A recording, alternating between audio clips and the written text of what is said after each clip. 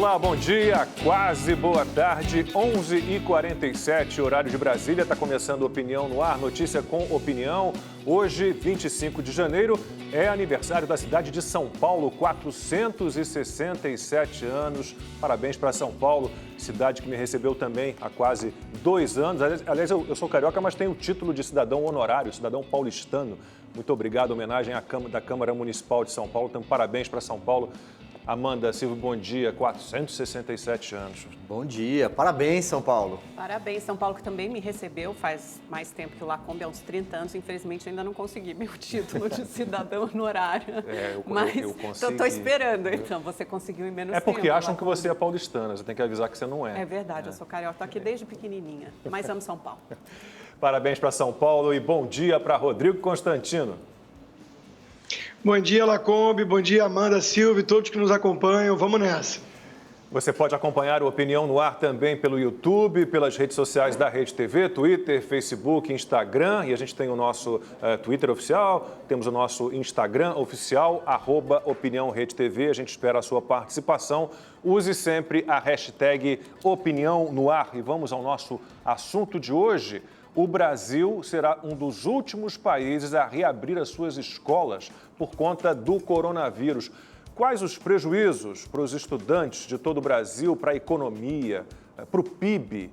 Quando o ensino será prioridade no país? Aqui no estúdio, a gente vai conversar com o secretário de Educação do Estado de São Paulo, Rocieli Soares. Secretário, muitíssimo obrigado pela sua participação. Bom dia. Bom dia, Lacombe. Bom dia, Amanda, Navarro, Constantino. É um prazer estar aqui, falar desse tema que é tão importante, né? Falar de educação certamente sempre deveria ser uma prioridade, mas nesses tempos de pandemia, mais do que nunca, é fundamental que falemos disso. E a gente também vai conversar com a doutora em Política Educacional, Ilona Betkerrazi, que foi secretária de Educação Básica do Ministério da Educação. Daqui a pouquinho, então, a nossa conversa sobre a volta às aulas. 11h51, horário de Brasília. Vamos falar, então, da volta às aulas. Todo mundo esperando ansiosamente a volta às aulas. O fechamento das escolas no Brasil já dura o dobro da média mundial.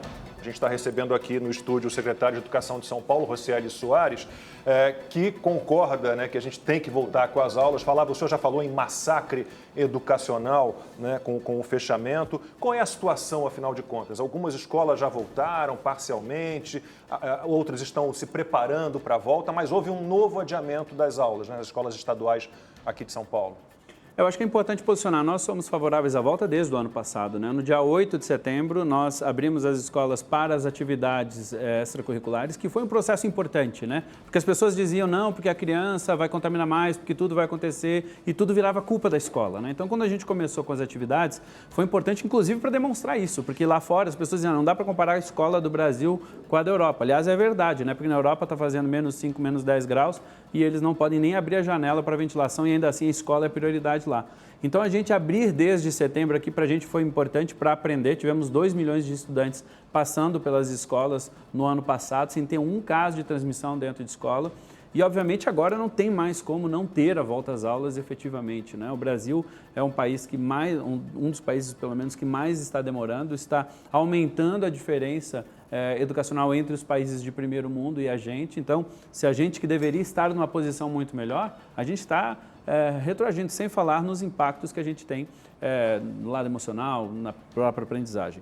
E sobre a volta, nós estamos autorizados, então nesse momento pode voltar com, mesmo na bandeira vermelha, na bandeira laranja, as aulas estão autorizadas, as escolas privadas, muitas delas começam amanhã, ou já até algumas já começaram desde a semana passada, né? Então, a mudança no calendário da rede estadual do dia 1º para o dia 8, nada tem a ver com isso, porque tanto que, independente de estarmos em bandeira vermelha ou laranja, nós retomamos as atividades no dia 8, mas sim para aumentar uma semana de planejamento. Somos uma rede de 5.000 escolas, né? Poucas redes existem no mundo com tamanho desses. Então, para aumentar o planejamento para que esse retorno seja o mais apropriado e mais redondo possível, que isso é fundamental também.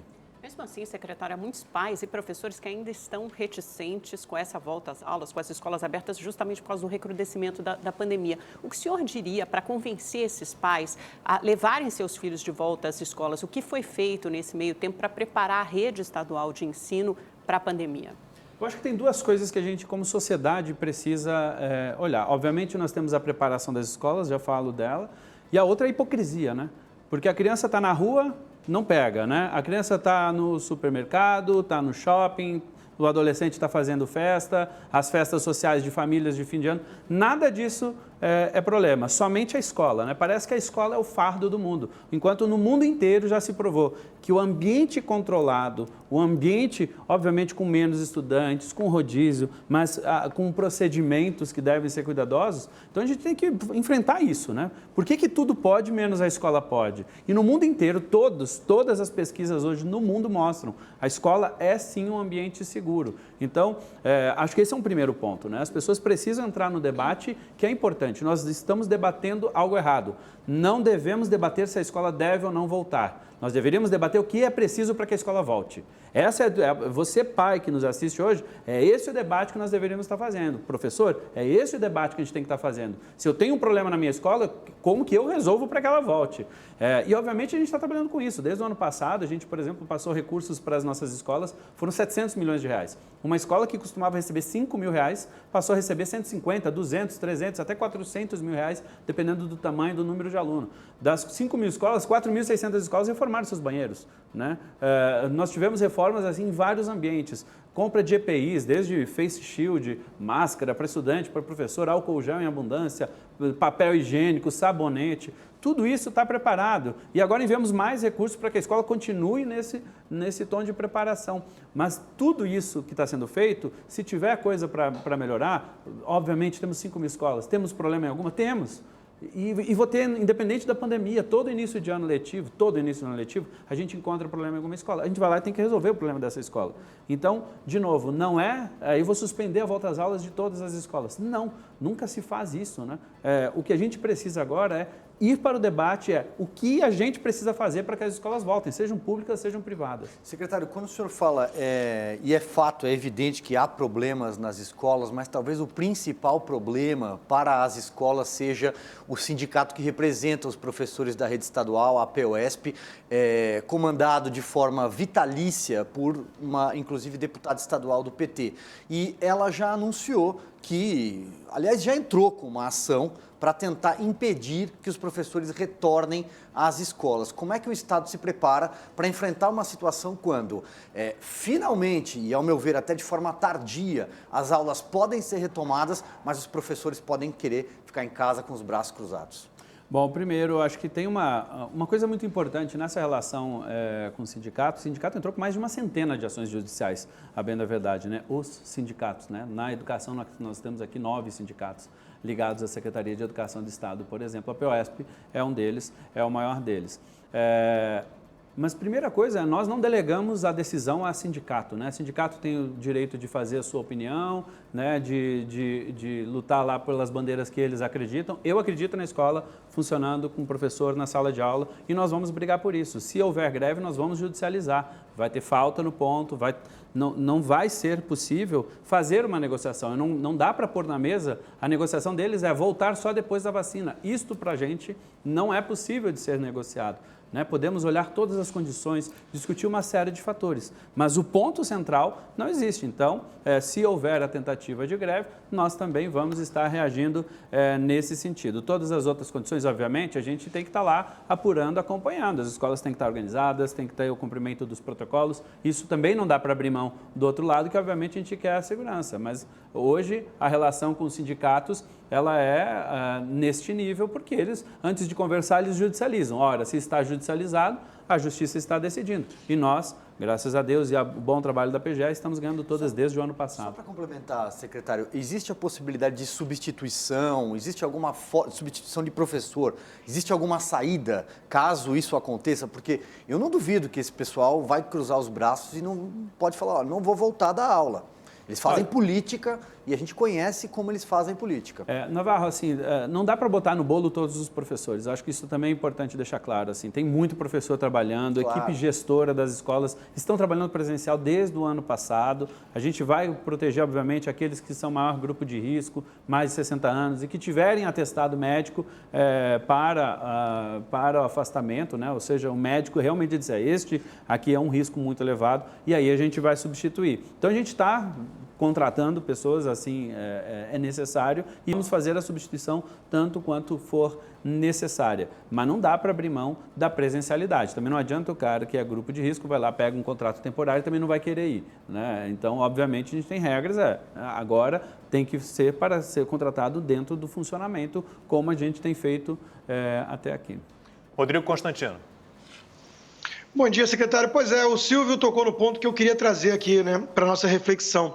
Nos Estados Unidos, por exemplo, onde eu estou, tem várias escolas públicas muito renomadas e foi feita uma pesquisa e ficou meio dividido entre os pais, né, que queriam a volta das aulas presenciais ou não. Eu queria saber de onde veio essa pressão, porque a gente percebe que é o sindicato dos professores que quer impedir a volta, né, e isso pune de forma muito desproporcional os mais pobres, porque, como o senhor mesmo mencionou, escolas privadas já estão retomando e as escolas públicas são aquelas que os alunos não conseguem, muitas vezes, fazer a alternativa do homeschooling e tudo mais. Então, essa pressão para demorar tanto a volta vem dos sindicatos, basicamente, eles ainda exercem esse poder todo, os próprios pais estão com muito medo, porque eu não vejo respaldo científico, né? Não há estudos mostrando que as escolas são locais de muita propagação do vírus, né? Então não faz muito sentido, é uma punição excessiva a justamente os que mais precisam. Ô Constantino, bom, primeiro, realmente não há nenhuma evidência científica falando que a transmissão ocorre dentro das escolas. Obviamente que com controle, com tudo que deve ser feito para o ambiente ser seguro, mas ambientes controlados não são o problema. A escola é sim um ambiente controlado. A gente controla a entrada do aluno, controla a saída, controla o horário de lanche, fazendo horários distintos, tanto de entrada quanto de saída. Então, tudo aquilo que há de melhor nos protocolos do mundo inteiro, a gente está fazendo. A pressão hoje do sindicato, ela é imensa para que não se reabra, mas nós não temos cedido em nada. Eles não queriam nem que abrisse para atividades complementares no dia 8 de setembro. A gente autorizou a volta às aulas em outubro. Lembrando que em outubro a volta às aulas já foi autorizada. Nós tivemos várias escolas que tiveram aula mesmo a partir de outubro no interior. Aí, em dezembro foi autorizado inclusive no ensino médio. Por exemplo, a cidade do Guarujá autorizou a gente próximo ali do dia 14 de dezembro. Aí o pessoal disse, mas tu vai abrir ainda 14 de dezembro? Vai abrir. Porque eu sempre defendi que um dia presencial dos alunos na sala de aula seria importantíssimo para a vida daqueles jovens. Então, agora o que falta, Constantino, é a pressão boa da sociedade, né? De novo, a sociedade, as famílias não estão fazendo a pressão que deveríamos fazer. De novo, a pergunta que as famílias deveriam estar fazendo aqui no Brasil é o que a gente precisa fazer para abrir a sala de aula? Aliás, se a gente já tivesse feito isso, né, com a sociedade aqui mesmo, pai e mães, nós já teríamos certamente muito mais pressão para a volta às aulas. A pressão das famílias hoje ainda está do lado errado. O secretário, o senhor falou de hipocrisia, o Silvio Navarro citou a POESP, o sindicato, há um outro sindicato, a FUSE, né, que liberou, a gente tem a notícia, pode botar aqui no telão, liberou o funcionamento da colônia de férias do sindicato, seguindo várias normas, mas o sindicato não foi capaz de admitir que algumas normas permitem a retomada das aulas presenciais. Então, a notícia da Gazeta do Povo do Paraná, contrário à volta às aulas presenciais, sindicato vinculado à CUT reabre clube de férias. Então, o senhor tem uma briga contra os sindicatos difícil, porque a gente lembra, serviços essenciais, ali, policiais, bombeiros, médicos, enfermeiros, jornalistas, radialistas, esse pessoal não parou em momento nenhum. Supermercado, né? Todo farmácia, mundo, farmácia, né? Supermercado. Depois que passou a fase de confinamento pesado, todas as categorias já voltaram a trabalhar, mas os professores insistem. É uma guerra ingrata, complicada e hipócrita, né? Há muita hipocrisia nessa discussão. Isso aqui é mais um exemplo, né? O sindicato abre a sua colônia de férias para os seus funcionários, mas não aceita de jeito nenhum a volta às aulas. Isso não é uma negociação, né? Então, não há negociação possível de se fazer numa situação dessa, né? Não é só esse sindicato, né? Tem outros sindicatos que têm também hotel no centro de São Paulo, né? Para professores que vêm circular, como a POESP tem, né? Por exemplo. Então, isso de novo, é uma hipocrisia, né? De novo, a gente está discutindo o que não deveríamos discutir. A gente deveria discutir, eu secretário, você é responsável, eu consigo dar segurança para o aluno, eu consigo dar segurança para os funcionários para voltar de alguma forma? Essa é a pergunta que tem que ser feita para a gente. Não é se deve voltar ou não e tal. Não é a partir da afirmação de que a escola é insegura, né? Como eu disse, a escola é muito mais segura hoje no Brasil do que é na Europa, que não consegue abrir a janela para circular o ar por conta do frio, né? Na França, eles abrem por 30 segundos a janela a cada 1 hora para entrar trocar o ar dentro da sala, porque também, se você deixar, as pessoas vão passar muito frio dentro da escola. Nossas estruturas hoje, obviamente, temos desafios, mas são melhores. Então, ter protocolos, se você abrir o hotel, se você abre bar, se você faz tudo isso... Seguindo protocolos? Seguindo protocolos, por que não a escola, né? E, de novo, o que é mais prioridade para a nossa sociedade, né? É o quê? É a escola aberta ou qualquer outra coisa aberta? Porque virou isso, né? É qualquer outra coisa aberta versus a escola. Então, o exagero da nossa sociedade, os erros que a gente está cometendo nesse momento se não abrir, são esses, né? E a gente precisa da defesa da escola pública aberta para os alunos que mais precisam nesse momento. Agora, secretário, de quem deve ser a decisão final de mandar ou não os filhos para a escola? Porque existia, até semana passada, uma decisão do Conselho Estadual de Educação referente à obrigatoriedade de mandar as crianças para a escola, mesmo os pais que, de repente, porque muitos alegam isso, tem alguém em casa, que mora em casa, que seja do grupo de risco, ou a própria criança é do grupo de risco ou tem alguma comorbidade. Depois o Conselho de Educação, Estadual de Educação, voltou atrás e disse que nas fases laranja e vermelha, salvo engano, não seria obrigatória a presença física, né, do aluno em sala de aula. Como é que fica esse debate? É o Estado que tem que decidir ou é a família que decide? Vamos lá, a gente está falando de um momento de opção,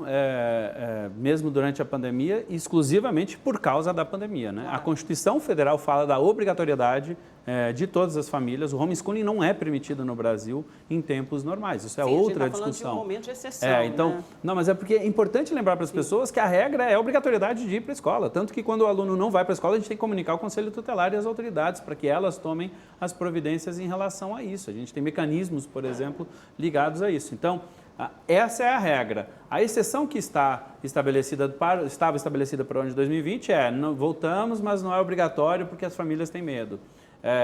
Hoje, nós estamos dizendo o seguinte, é obrigatório quando estivermos a região, não mais o estado todo, por exemplo, aqui no amarelo, mas se a região estiver no amarelo, é obrigatório para a família enviar dentro da regra de rodízio, dentro dos até 70%, assim como é obrigatório fazer também as atividades online ou offline, enfim, nós temos as duas modalidades para atender quem precisa também, né? No vermelho e no laranja houve essa mudança de regra, era obrigatório, ainda 1/3, por conta do recrudescimento, houve sim uma mudança para que neste momento, somente neste momento, seja feito. Porque quando a regra foi feita dizendo que todos deveriam mandar, a visão que se tinha era que uma ou outra região pudesse entrar no vermelho e no laranja. Agora, como o Estado como um todo entrou no laranja, então se estabeleceu esta regra, que era uma coisa prevista na indicação do parecer do Conselho. Na verdade, lá na aprovação inicial do Conselho Estadual, isso já estava previsto que em caso de determinadas mudanças poderia ser adaptada a regra, mas é uma regra momentânea, né? Nós esperamos que a melhora dos indicadores aconteça, né? A princípio está parecendo que está melhorando já, isso foi o boom que acumulou ali de eleição, final de ano, né? Festas de final de ano, especialmente em família, acabou aumentando muito o número de casos e esperamos que haja uma diminuição e a gente volte daí sim para o protocolo como foi desenhado inicialmente. Secretário, no âmbito da secretaria, já existe algum estudo, algum diagnóstico capaz de mensurar, apontar o prejuízo dos alunos por conta desse ano perdido, vamos chamar assim? E também aproveitaria para perguntar se na avaliação do senhor nós teremos uma geração Covid, né? Uma geração de alunos da Covid com prejuízos e com danos, talvez alguns irreparáveis. Alguns danos serão irreparáveis, sim, né? A gente fala muito pouco, né? A gente fala dos danos que, obviamente, precisamos falar da Covid, né? Que, por exemplo, eu tenho minha família no Amazonas, o que está acontecendo lá é um absurdo, né? A que ponto chegamos lá? Então, precisamos falar disso. Mas os prejuízos que a gente está tendo hoje com crianças com depressão, com ansiedade, né? A tendência de suicídio, que já era considerada uma epidemia no mundo pela ONU anterior à nossa própria pandemia, agora está sendo muito maior e a gente não está enxergando isso, né? A gente não está vendo o tamanho disso, porque as escolas não estão abertas. A escola obviamente é o fator principal da educação, mas ela é um trabalho que acaba atingindo todas as demais áreas. Então você tem o prejuízo emocional que é intangível nesse momento e nós vamos levar sim muito tempo. E essa geração sim vai sofrer muito mais. A característica da mudança da geração que já estava acontecendo foi acelerada e a gente hoje tem problemas maiores ainda do que já tínhamos com obesidade. Enfim, todos esses aspectos de saúde obviamente são gigantescos. Na aprendizagem, por mais que tenha, desculpa, Constantino, só para concluir aqui, na aprendizagem, por mais que tenhamos feito todo um esforço, e foi feito um grande esforço para que isso fosse minimizado ao máximo, hoje os estudos estão apontando de perda de 2/3 do ano, né, basicamente de um ano. E isso sim, dependendo da idade que o jovem está, será sim para uma geração. Lembrando que a gente está falando de um país que já não tem muito longe disso, a melhor educação, né? Nós estamos muito longe disso. Então, nós estamos piorando uma coisa que não era boa, que está muito longe de ser boa. Isso é muito importante as pessoas entenderem. Não é que eu estou piorando a educação da Alemanha, não é que eu estou piorando a educação da Finlândia, eu estou piorando a educação do Brasil, né? Então, este é o desafio. Por isso que as pessoas precisam fugir desse negócio. A escola tem que abrir, porque por mais dificuldades que a gente tenha num ano normal, nós estamos numa situação muito pior, porque o jovem não está preparado para fazer o EAD, a gente está tentando aprender, está todo mundo tendo que aprender a como fazer isso com crianças. E a criança da alfabetização, ela tem uma chance, mas não dá para a gente não voltar logo.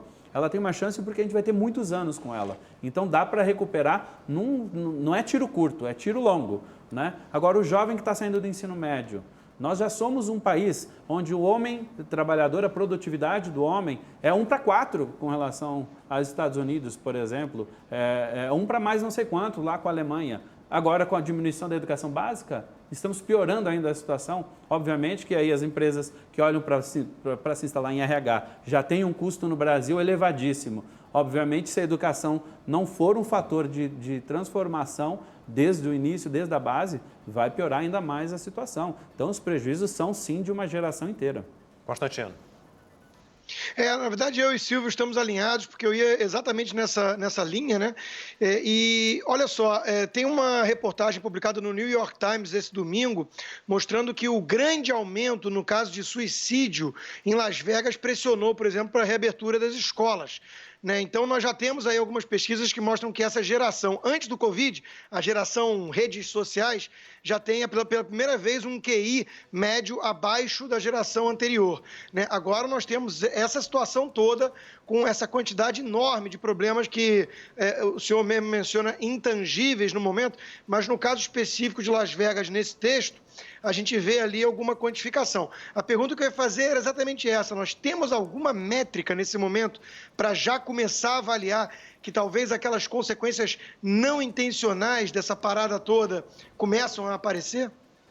Constantino, esse é um grande desafio para o Brasil. A gente tem algumas métricas, sim, que a gente vai fazer durante esse ano, desde a parte pedagógica, com avaliações constantes. Nós vamos ter avaliações diagnósticas processuais. Não é aquela avaliação em larga escala para dar o indicador do IDEB. Não, é para lá entender, olha, este aluno aqui não aprendeu isso daqui que tem que aprender neste tempo. Então, vamos fazer o trabalho de recuperação. A cada 15, 20 dias, nós teremos esse ciclo de processo durante o ano inteiro de 2021 e o ano inteiro de 2022. E creio eu, quem vier no próximo governo do Estado de São Paulo, próximo secretário de Educação, tem que fazer em 23 e 24 também, porque, de novo, os prejuízos das crianças menores será tiro longo, realmente, de recuperação. Do aspecto socioemocional, além de a gente já ter essa preocupação anterior, aqui em São Paulo a gente criou o programa Inova, que era justamente para dar uma característica nova nas nossas escolas, colocando o desenvolvimento das competências socioemocionais, que hoje são tão importantes, né? O brasileiro tem algumas competências socioemocionais desenvolvidas, mas tem muitas outras que nós não temos, inclusive para o EAD, né? Autogestão e autocontrole, que é sentar, por exemplo, assim, ter a capacidade de sentar sozinho na frente de uma tela para estudar, isso não é uma competência desenvolvida em nós brasileiros, né? Não é qualquer um de nós que tem. Isso é muito mais forte lá no alemão. Assim como nós temos outras competências que são muito mais nossas do que deles. Mas por que estou falando isso? Porque isso também precisa ser quantificado e aí a métrica a gente está desenvolvendo sim, o Instituto Ayrton Senna nos apoia em uma série de frentes, por exemplo, dentro da Secretaria de Educação, para que a gente busque esse desenvolvimento. Contratamos psicólogos que vão estar fazendo acompanhamento e formando muitos professores para auxiliar nesse trabalho, e teremos sim avaliações durante o ano que vão quantificar. Não teremos para o início do ano, porque isso não está pronto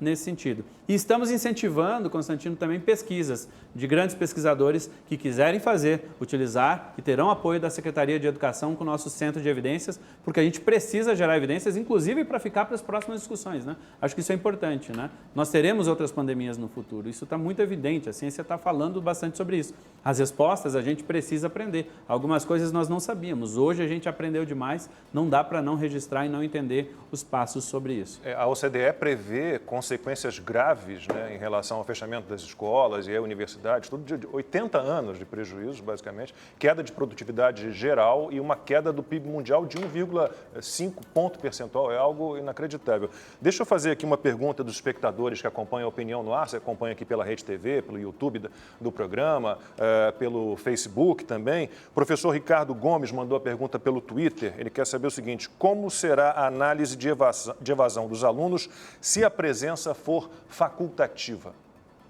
Bom, obrigado, professor Ricardo, sobre a pergunta, ela é importante. Na facultativa, ele é facultado a presença física na escola, mas não é facultado a presença com a entrega das atividades e a participação de alguma maneira em algum dos nossas multiplataformas. Então, o aluno não está dispensado de fazer as atividades, isso é muito importante, né? E a gente precisa enrijecer isso. A gente está investindo para dar, por exemplo, a gente comprou 500 mil chips agora para entregar para os estudantes mais vulneráveis, inclusive para os próprios professores, equipamentos. As escolas têm que estar abertas, no mínimo, para que o aluno que não tem equipamento vá lá fazer atividade nos computadores e nos equipamentos. A gente fez muito durante o ano passado para ajudar os alunos a concluírem. Então, não é facultativo ao aluno participar, ele é obrigatório a participação. As condições é que precisam ser dadas. E nós vamos dar falta se o aluno não entregar as atividades semanais que ele precisa entregar, mesmo que ele não vá fisicamente, ele precisa sim entregar. Foi assim que a gente trabalhou no ano passado. Inclusive, eu recebi muita crítica por conta disso. Porque você vai reprovar. Eu posso até não cobrar a aprendizagem da maneira como seria um ano normal, mas o mínimo que ele precisa entregar para ser considerado presente, a gente exigiu até o final do ano. Isso foi uma das poucas redes do Brasil que não passou de qualquer jeito, por exemplo, o estudante. Tem uma outra discussão que sempre volta à tona, secretário, que é sobre a vacinação dos professores, de colocá-los também como um grupo prioritário. Qual a sua posição? Existe alguma possibilidade de se fazer isso em São Paulo? Isso vem sendo discutido?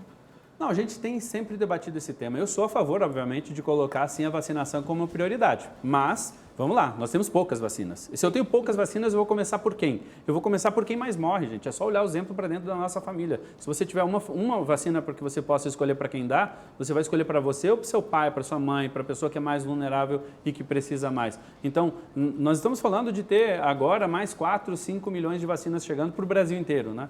Então, obviamente, eu preciso começar pelo sistema de saúde, que é o batalhão de frente, né, dessa luta da pandemia, né? Não dá para não começar. Aliás, qualquer vacinação sempre se começa pelos servidores da saúde.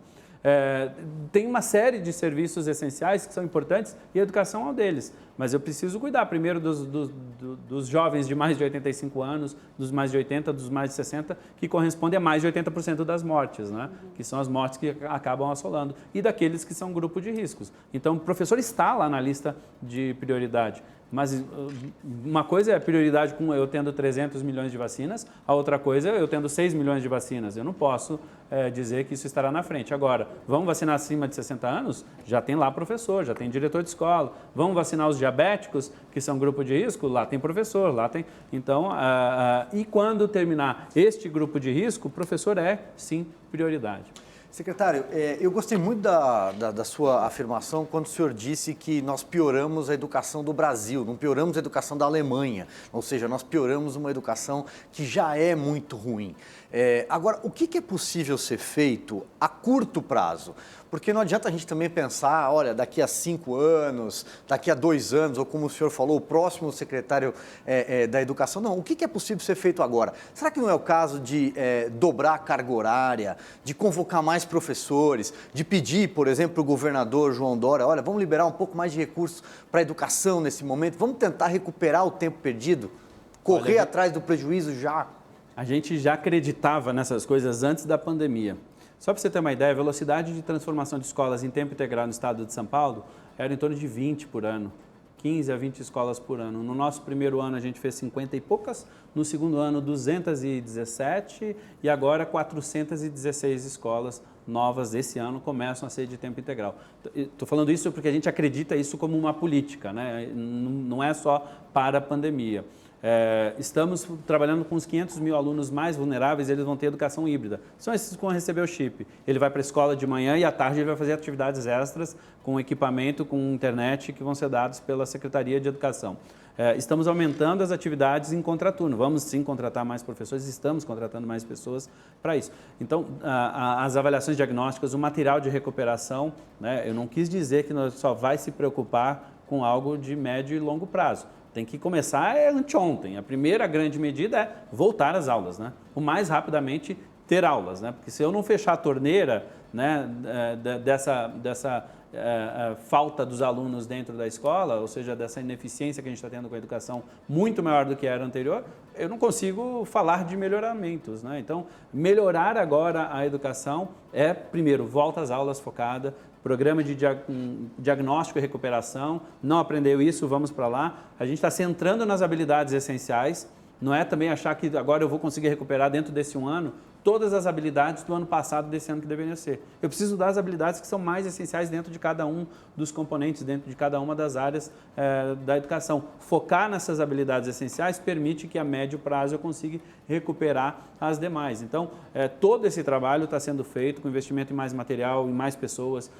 e, obviamente, aumentar o tempo dos estudantes é muito importante. A gente fez isso em 2020, tivemos o azar da pandemia, a gente já estava aumentando, e estamos programando para continuar crescendo, que eu acho que isso é não só pela pandemia, né?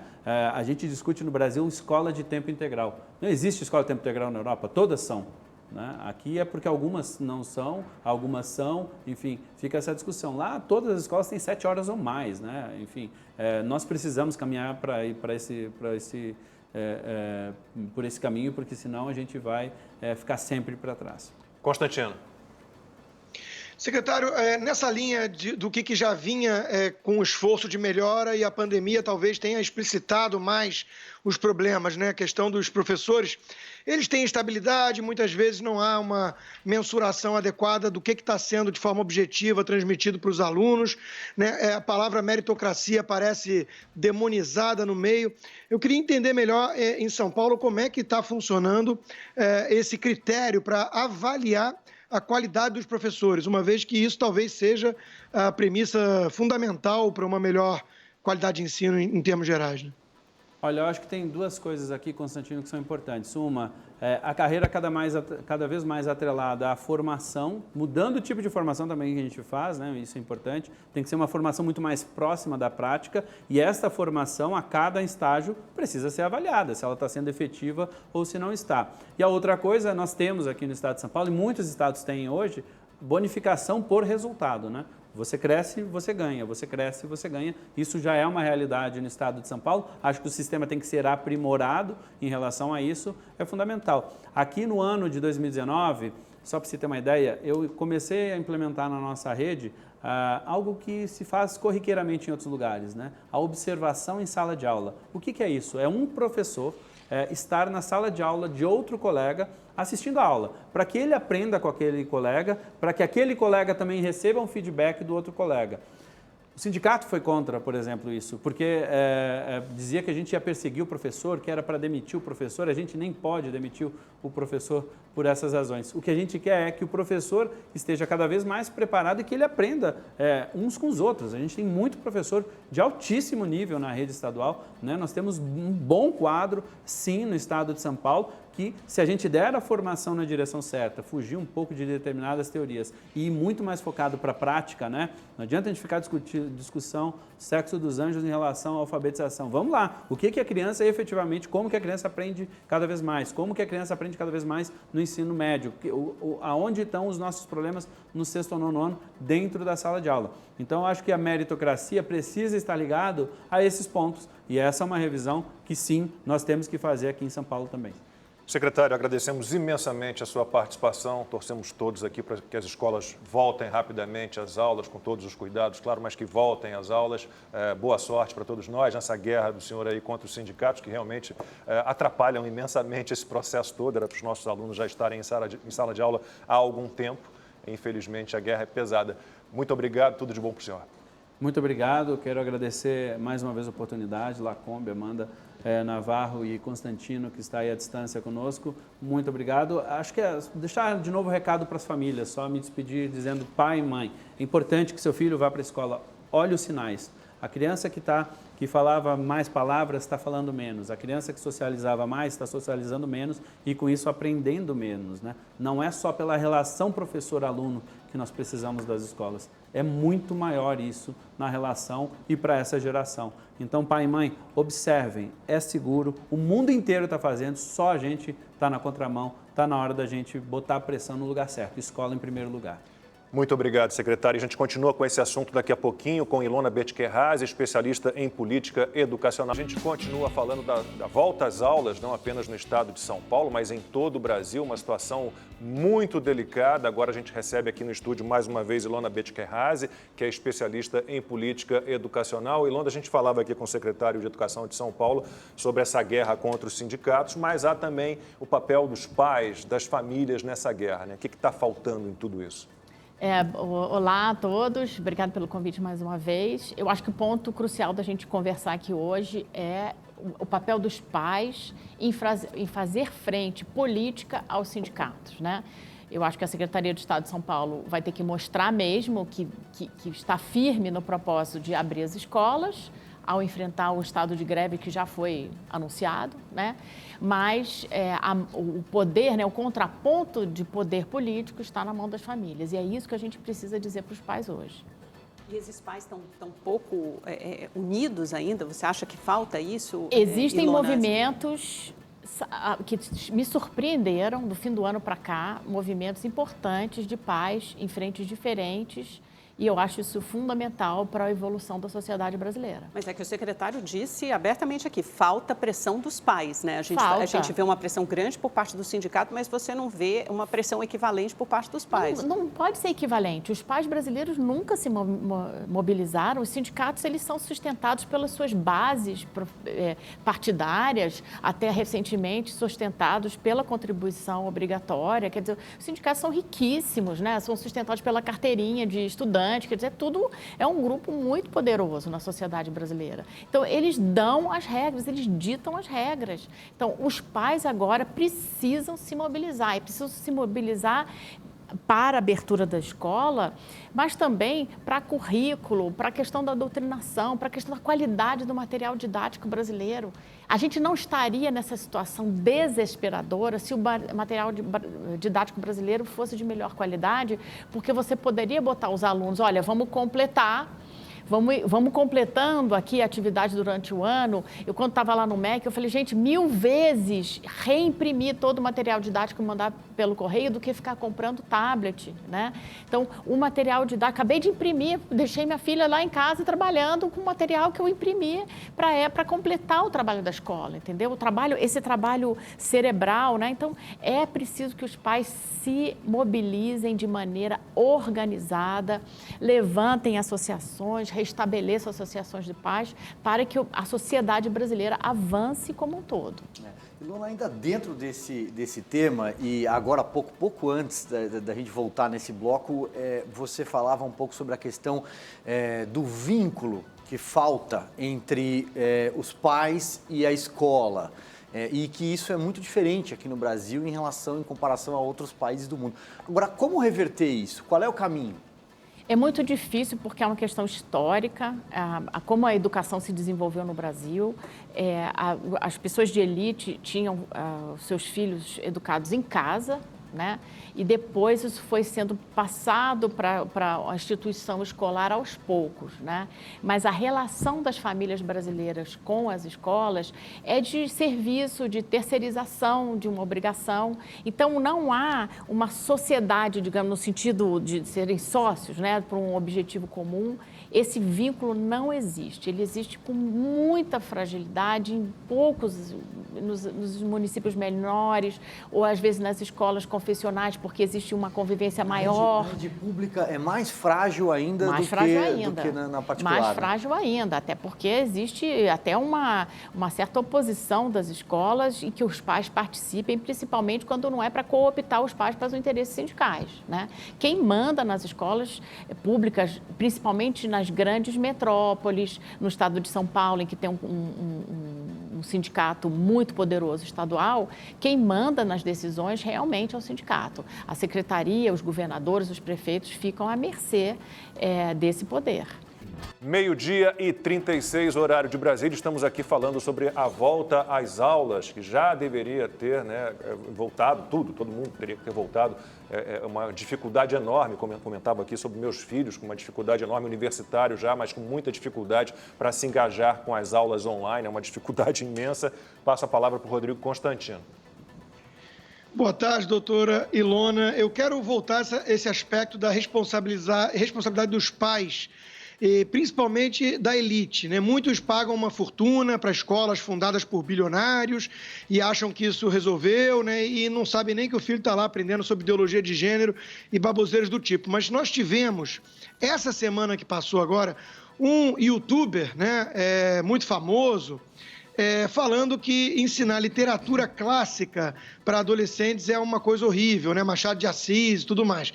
Talvez ele deva preferir que a garotada fique vendo ele mesmo imitando foca com cabelo colorido nas redes sociais. Mas não seria um grande problema e não seria assunto aqui da nossa conversa e da minha pergunta se ele fosse apenas um youtuber boboca com milhões de seguidores. O problema é que a elite, né, jornalista e tudo, convida esse sujeito para entrevista em programa importante, porque ele se politizou e passa a demonizar, então, o atual governo. Eu queria ouvir da senhora em relação a essa mentalidade de muita gente da elite, né, que lava as mãos, entregou o filho para uma escola cara, não sabe que o filho fica vendo rede social, fica vendo esse tipo de bobagem e depois não entende por que o filho se transformou em algo diametralmente oposto daquilo que ele esperava. Rodrigo, a questão é essa mesmo que a gente estava falando aqui antes, né? A fragilidade da relação dos pais com a escola, com os professores, com o aprendizado do aluno no Brasil, faz parte da nossa sociedade, faz parte do problema educacional que a gente tem. A educação brasileira é frágil por uma série de razões históricas, dentre elas essa de que os pais não participam da educação dos filhos. O que eu estou achando muito bom é que isso está mudando. Nos últimos meses apareceram as Mães do Agro, apareceram o movimento Escolas Abertas, do qual eu faço parte, e que está sendo muito atacado pelos sindicalistas histéricos, que nunca viram isso. Então, os ataques pessoais, né, ameaças no Facebook, nas redes sociais, etc., de gente que a gente está lá, né, o grupo pesquisando e vendo quem é gente com ligação partidária muito forte com o PSOL e suas adjacências políticas, né? Então, é preciso que as famílias se fortaleçam e tenham essa sensação de que é responsabilidade delas. Como a gente não tem, por exemplo, um currículo muito claro, a gente já falou sobre sobre a questão da base, como ela não é clara, eu não consigo olhar para um menino de quarta série e falar assim, o que esse menino deveria estar aprendendo?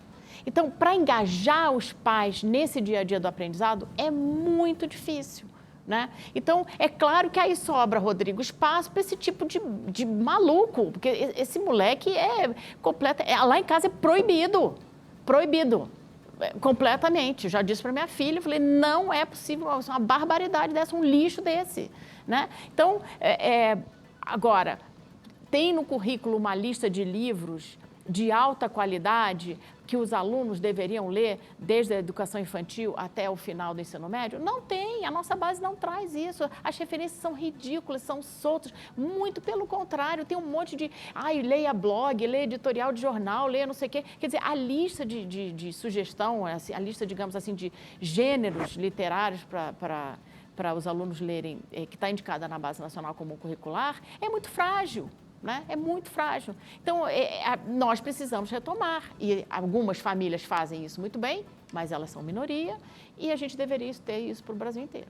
Ilona, o home office em várias áreas, em várias empresas, eu acho que é um caminho sem volta, a gente não vai escapar muito disso. Agora, aí citando exemplos dos meus filhos, há uma dificuldade enorme, 2 universitários, de engajamento com as aulas online. Há algo que se aproveite da aula online? É possível imaginar que a gente tenha uma parte das aulas online, uma parte presencial, ou a gente tem que abandonar a ideia de aula online, dependendo da faixa etária, é impraticável? Sim, depende da faixa etária. Eu acho que o segredo está na maturidade, no autocontrole, na autonomia, no autoengajamento do aluno. Então, para os adultos é mais fácil fazer isso, porque o adulto, se você não se engajar, você perde seu emprego. Você perde seu rendimento, o aluno não tem a punição imediata. E nem, mesmo que tenha, né, mesmo que você esteja num contexto de família que cobra, o aluno se rebela, principalmente os adolescentes, eles estão olhando para os pares não estão fazendo nada, os pares estão indo para a festa, estão dormindo até meio-dia, não sei o quê. Então, é muito difícil, é muito difícil. Então, é uma situação de alto risco emocional, social e educacional para os meninos jovens, né? E a educação à distância não resolve isso porque o aluno não consegue se manter engajado, até porque a dinâmica, ele tem mais chance de se manter engajado com atividades não à distância, né? Não eletrônicas, porque o problema é o eletrônico, é aquela sensaçãozinha do like, né? A recompensa imediata, isso tudo dá uma sensação de prazer para as crianças que o livro não dá.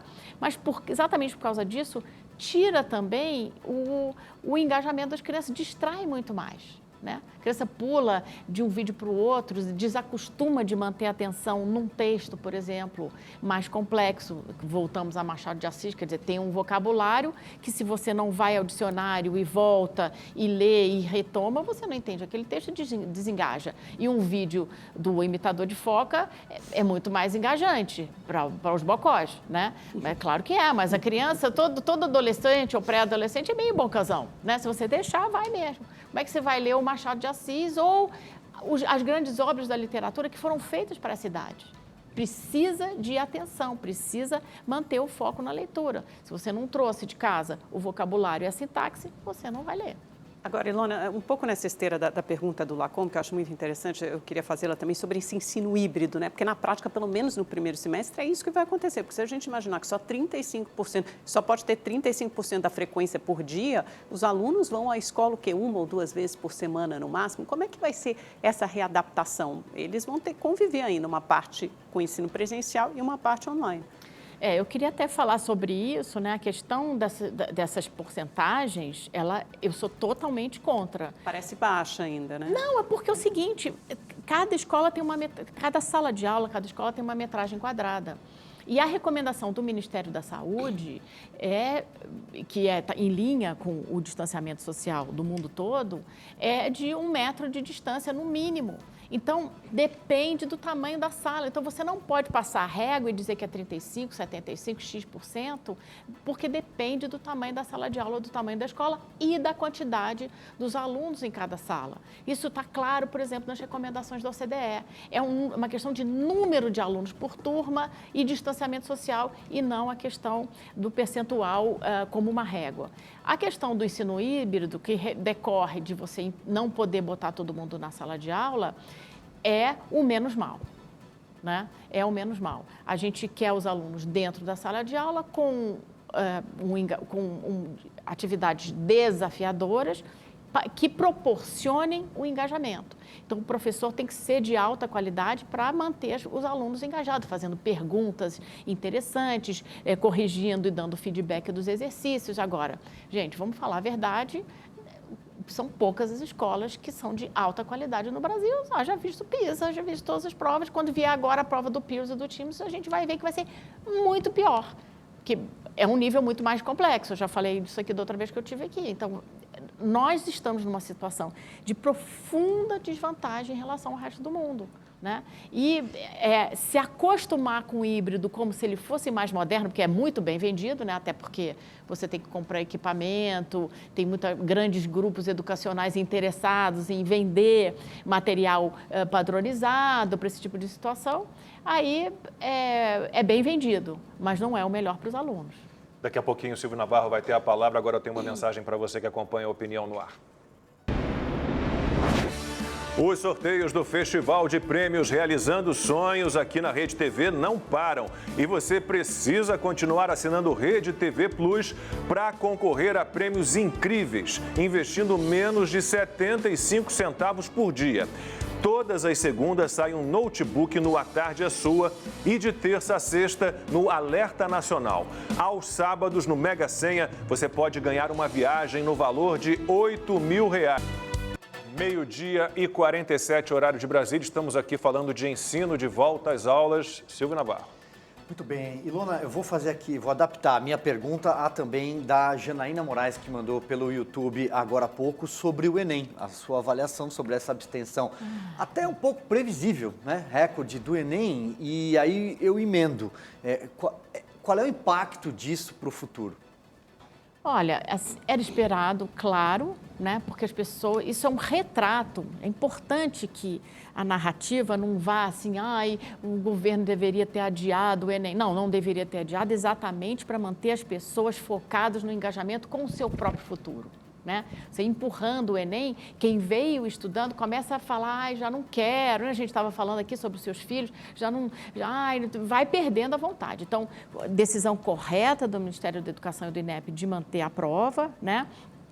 E o retrato de que houve um desengajamento é a abstenção recorde. Esse já é um resultado palpável do que aconteceu nas escolas e com a juventude brasileira nos últimos meses. Será que também não há um componente de desinteresse por trás ou não?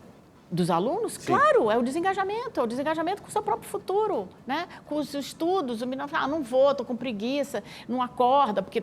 É óbvio que os meninos estão vendo televisão até tarde, Netflix e essas coisas todas, e dormindo até meio-dia, então não acorda. Mas muita gente que não conseguiu estudar também, né, Ilona? Porque a gente você pensar... Sim, Amanda, não conseguiu estudar, mas o bom é inimigo do ótimo. Qual é o bom? Manter o Enem, manter as pessoas engajadas, manter a prova e tentar retomar, que foi o que o secretário falou aqui. Você não vai consertar a educação brasileira de péssima qualidade no meio da pandemia, ela só vai ficar pior.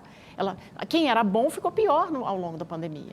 Então, o que já era ruim precisa manter a pressão das famílias, a pressão no engajamento dos alunos para que todo mundo se mantenha estudando.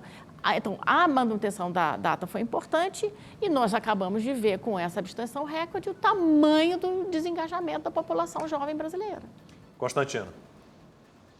Ilona, é um assunto que me interessa muito de respeito à disciplina em sala de aula, né? Quando os pais levam a criança no dentista, espera-se que ele fique sentado quieto, senão o profissional sequer consegue executar a sua tarefa. Em sala de aula, por algum motivo, que tem a ver com questões culturais, ideológicas, desde a década de 60, uma ala, né, ligada à esquerda, convenceu as pessoas que tem que ter uma horizontalidade, vale tudo, teacher, leave them kids alone, né?